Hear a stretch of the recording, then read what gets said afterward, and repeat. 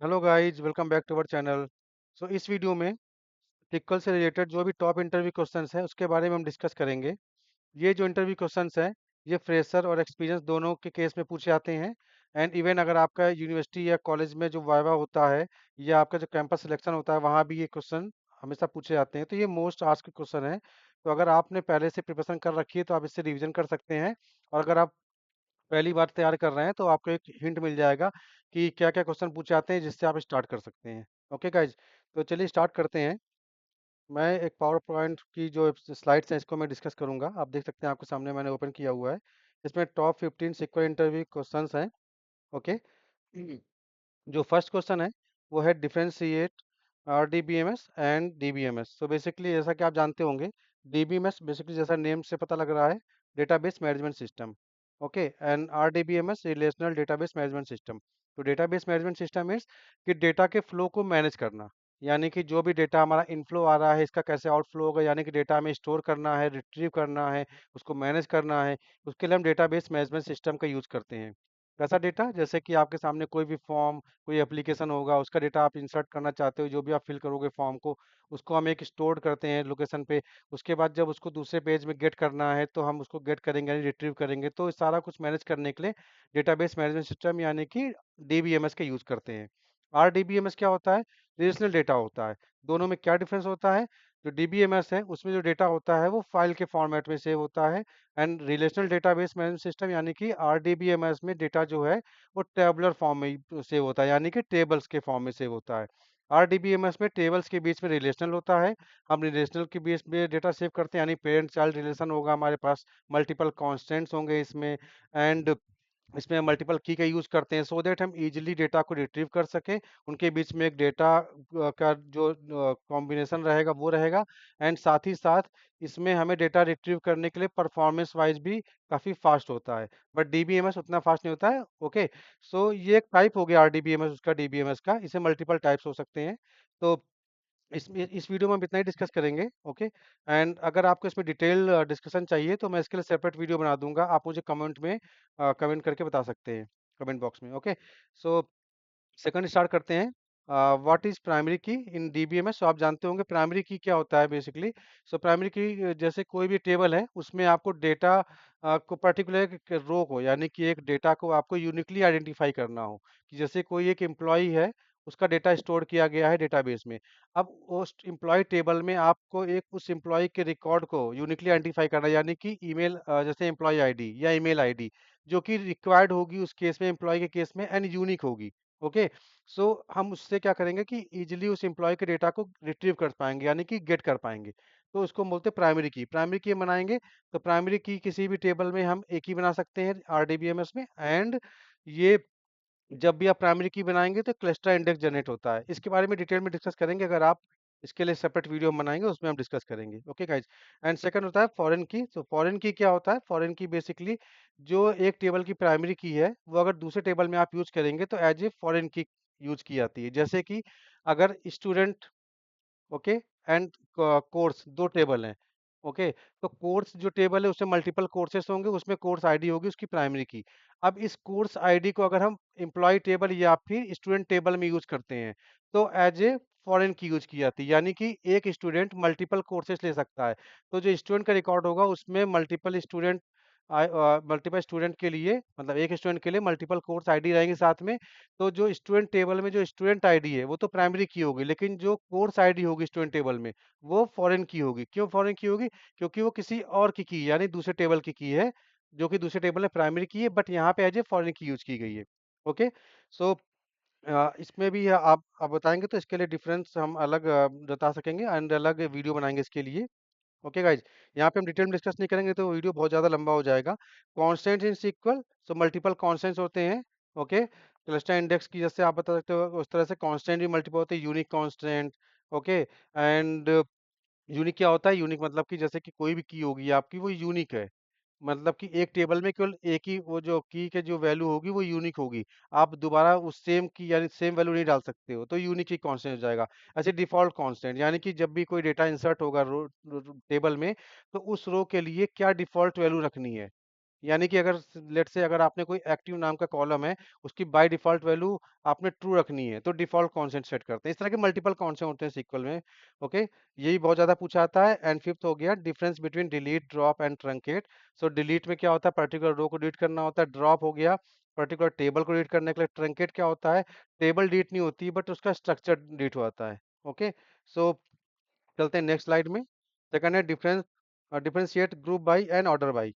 So group by basically क्या होता है, अगर आपको ग्रुप क्रिएट करना हो, यानी कि एक एम्प्लॉय सबलेट से एक एम्प्लॉय है। ओके, एंड उसमें जैसे मल्टी एक एम्प्लॉय उसने एक कोर्स ले रखा है, दूसरा एम्प्लॉय है उसने दूसरा कोर्स ले रखा है, तो कई कई सारे एम्प्लॉय ऐसे भी होंगे जिन्होंने सेम सेम कोर्स ले रखा होगा।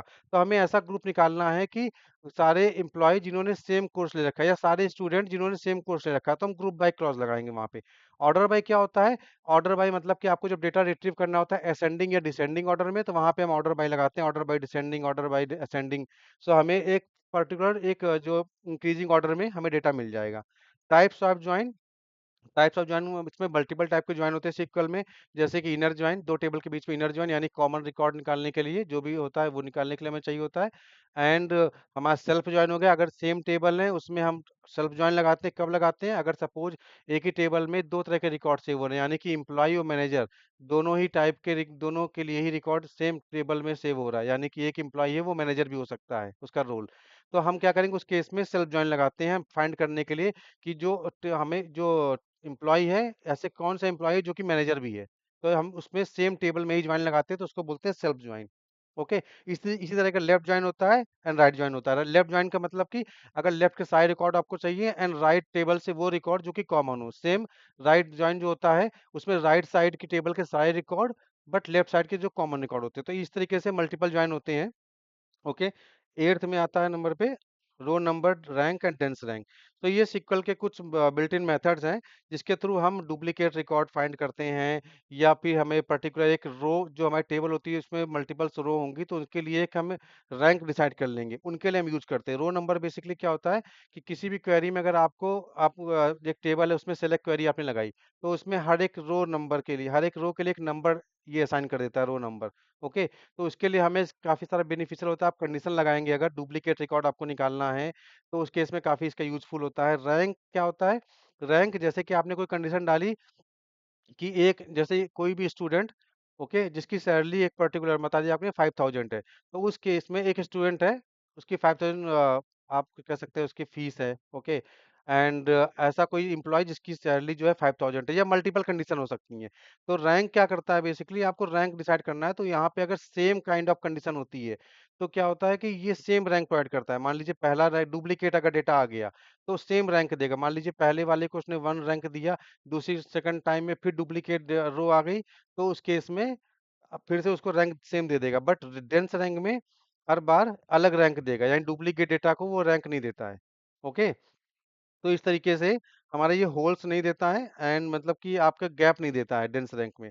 तो इसमें काफ़ी अच्छा हम यूज़ करते हैं जब भी हमें कोई डुप्लीकेट डेटा फाइंड करना हो, या फिर आपको इसमें पर्टिकुलर कोई कंडीशन पे आपको फाइंड करना हो कि ये पर्टिकुलर कंडीशन है, उसके हिसाब से डेटा निकालना हो जो कि कॉम्प्लेक्स क्वेरी हो, तो हम कैसे यूज़ करते हैं इसका, सीटीई का यूज़ करके यूज़ करते हैं। कॉमन टेबल एक्सप्रेशन बनाते हैं, फिर कॉम्प्लेक्स क्वेरी उसके अंदर लिख करके देन हम रैंक डेंस रैंक का यूज़ करके इजीली हम डेटा फाइंड कर सकते हैं। तो बेसिकली इतना हम यूज़ करते हैं। पैटर्न मैचिंग क्या होता है, पैटर्न मैचिंग में यानी कि आपको कोई पैटर्न दे दिया है एंड क्वेरी में लगाना है आपको कि इस टेबल में ये पैटर्न को फाइंड करना है, यानी कि इस पर्टिकुलर टेबल में मान लीजिए कि आपने दे दिया कि जिसकी भी जिसका नेम, ओके, नेम में अगर ये कीवर्ड आता है या फिर डिस्क्रिप्शन में ये कीवर्ड आता है, इस तरीके की चीजें, मैसेज में कीवर्ड आता है, तो हम पैटर्न मैचिंग का यूज करते हैं। ओके, नेक्स्ट है फाइंड सेकंड हाईएस्ट सैलरी। सो जैसा कि बताया था मैंने आपको, सेकंड हाईएस्ट सैलरी निकालना हो या फिर थर्ड हाईएस्ट सैलरी निकालना हो, तो इस केस में हम डेंस रैंक का यूज कर सकते हैं मेथड का, जिसमें कि हमारा क्या होगा कि हम ऑर्डर बाय लगाएंगे, तो सैलरी से ऑर्डर बाय सैलरी लगा दिया हमने, तो सैलरी डिसेंडिंग ऑर्डर में हो जाएगी। देन थर्ड हाईएस्ट सैलरी या सेकंड हाईएस्ट सैलरी निकालना है, तो जिसकी डेंस रैंक 2 हो, ओके, तो वो आप गेट कर लेंगे, फेच कर लेंगे, तो उससे मिल जाएगी आपको। ओके, इस तरह की जितने भी आपको क्वेरी चाहिए या इस तरह की आपको जो भी डिटेल वीडियो चाहिए, तो आप कमेंट बॉक्स में बता दीजिएगा, मैं हर एक के लिए पर्टिकुलर एक वीडियो बना दूंगा। ओके, एंड वेर कर एंड वेर कर में क्या डिफरेंस होता है, तो वेर कर बेसिकली वेरिएबल कैरेक्टर होता है। ओके, इसमें क्या होगा कि आप जो भी डेटा स्टोर करते हो तो फिक्स बाइट नहीं सेव करता है आपके डेटा के लिए। आप डेटा करोगे तो इसमें वेरिएबल बाइट्स होते हैं, यानी कि जितना डेटा स्टोर है साइज का उतना ये एक्वायर करेगा, बाकी का फ्री कर देगा। एनवायर कैर में आप इसमें मल्टीपल लैंग्वेज के भी डेटा इसमें डाल सकते हैं एनवायर कैर में, यानी कि चाइनीज या फिर आपका और भी मल्टीपल लैंग्वेजेस हैं जो कि अदर उसको भी सपोर्ट करता है एनवायर कैर। एंड 2 कैरेक्टर पर बाइट लेता है ये। ट्रिगर्स क्या होते हैं? Triggers basically before and after 2 types के ट्रिगर होते हैं जो कि हम टेबल में लगाते हैं। क्या काम आता है ट्रिगर का? तो ट्रिगर बेसिकली जब आप चाहते हैं कि किसी एक टेबल में रिकॉर्ड इंसर्ट हो, अगर हमें इंसर्ट करना है उसके पहले ही हमें कोई ऑपरेशन परफॉर्म करना है या इंसर्ट होने के बाद में परफॉर्म करना है, तो उस केस में हम ट्रिगर्स का यूज़ करते हैं। जैसे कि अगर आप चाहते हैं कि कोई भी टेबल में रिकॉर्ड इंसर्ट हो, उसके पहले ही हमें क्या करना है, चेक कर लेना है कोई कांस्टेंट कुछ चेक करना है कि नहीं, ये हमें इसमें नहीं चेक करके टेम्परेरी टेबल में डेटा सेव करना है, क्योंकि हमें मेन टेबल में नहीं कराना है सेव। या हमें कोई एक वहाँ पर पे कंडीशन लगानी है कि इसमें पर्टिकुलर कोई ऐसे डेटा नहीं सेव कर सकता है, हम व्यू को 3 केवल उसमें डेटा फेच करेंगे। या फिर आफ्टर ट्रिगर में जैसे कि आपने कोई डेटा इंसर्ट किया किसी टेबल में, तो आप चाहते हैं कि चाइल्ड टेबल में डेटा स्टोर हो जाए या लॉक टेबल में डेटा स्टोर हो जाए, तो उस केस में हम आफ्टर ट्रिगर यूज करेंगे। तो बिफोर आफ्टर यानी इंसर्ट डिलीट के केस में भी डेटा ट्रिगर लगाते हैं हम। ओके, तो इस तरीके का ट्रिगर हमारा काफी यूजफुल होता है। एंड एसिड प्रॉपर्टी जैसा कि आप जानते होंगे, इसमें हमारे जो सिक्वल जो स्कीमा होता है, इसमें जो हम फॉलो करते हैं एसिड, तो atomicity, consistency, identity and durability, तो सारी चीजें ये है एक जो भी ट्रांज़ैक्शन होता है उसके बीच में एसिड प्रॉपर्टी फ़ॉलो करनी चाहिए, ताकि डेटा जो हमारा है उनके बीच में बिल्कुल आपका जो ट्रांज़ैक्शन जब भी होगा तो डेटा आपका करप्ट नहीं होना चाहिए। यानी कि जब भी डेटा आप सेव करें तो उनके बीच में कंसिस्टेंसी होनी चाहिए। ओके, एंड ऐसा ना हो कि डेटा आपने चेंज किया तो उसका ड्यूरेबल नहीं है, सेव ही नहीं है, वो बाद में चेंज हो गया। तो इसलिए डेटा का बेसिकली एक ट्रांज़ैक्शन स्टार्ट करके उसके बीच में जितना भी डेटा में चेंजेस होगा वो करने के बाद डेटा स्टोर होना चाहिए। तो एसिड प्रॉपर्टी को फ़ॉलो करना चाहिए। Okay, and difference between temp table and table variable. तो टेम्प टेबल जैसा कि आप जानते होंगे कि टेम्परेरी टेबल को डेटा को रिकॉर्ड स्टोर करने के लिए हमें टेम्प डेटा टेबल यूज करते हैं। ये क्या होता है, हमारे दो तरह की होती है, आपकी ग्लोबल टेम्परेरी टेबल होती है, लोकल टेम्परेरी टेबल होती है। लोकल टेम्परेरी टेबल सेम जो आपका प्रोग्राम होता है उसी के अंदर एक्सेस कर सकते हैं, जैसे कि आपने कोई प्रोसीजर के अंदर बनाया है तो उसके अंदर ही यूज होगा। ग्लोबली हम उसको यूज नहीं कर सकते, अदर सेशंस में नहीं यूज कर सकते हैं। ओके, एंड जो ग्लोबल टेम्परेरी टेबल होता है ये मल्टीपल सेशंस में हम यूज कर सकते हैं।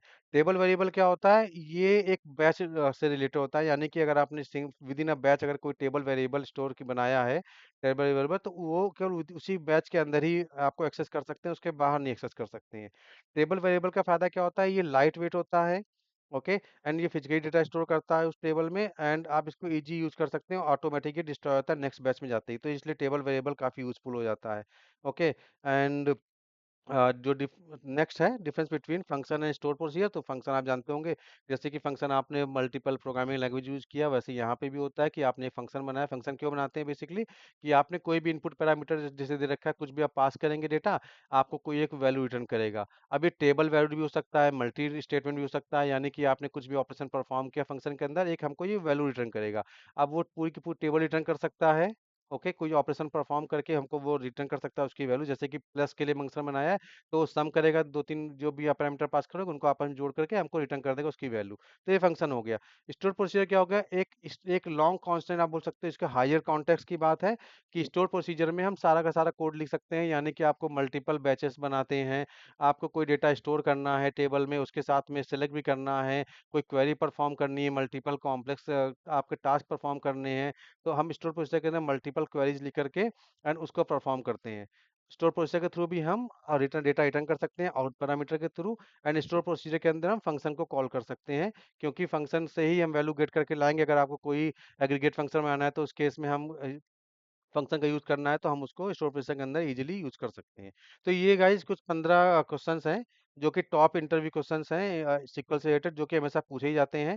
अगर इसमें से किसी में भी आपको कोई डाउट है या फिर आप चाहते हैं कोई सेपरेट वीडियो इसके लिए, तो मैं इसको इजीली बना दूंगा, हर एक का अलग अलग वीडियो। ओके, एंड आप कमेंट बॉक्स में बता सकते हैं मुझे कि आपको कैसा लगा ये, एंड जो भी आपको डाउट हो वो आप कमेंट बॉक्स में मुझसे पूछ सकते हैं। ओके गाइज, अगर आपने चैनल अभी तक सब्सक्राइब नहीं किया इंटरव्यू एकेडमी, तो सब्सक्राइब कर लीजिए, सो दैट किसी भी अपॉर्चुनिटी को आप मिस ना करें, एंड जो भी आपको मैं न्यू न्यू थिंग्स बताता रहूँगा, या फिर आपके साथ अब जल्दी ही मल्टीपल जो इंटरव्यू से रिलेटेड मैं आपसे शेयर करूँगा डेटा भी, जो कि आप इजीली उसमें प्रिपेयर करके अपना इजीली इंटरव्यू भी क्रैक कर सकते हैं। ओके गाइज, तो थैंक्स फॉर वॉचिंग।